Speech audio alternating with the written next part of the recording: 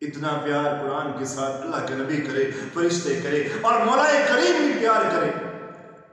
اللہ کریم نے جبرائیل امین کو بھیجا، جاؤ جبریل میرے حبیب کے پاس تو جاؤ، جا کے کہو تمہارا جو فلاں فلاں صحابی ہے نا، اسے بولو ذرا قرآن حکیم کی تلاوت پڑھ کے سنائے۔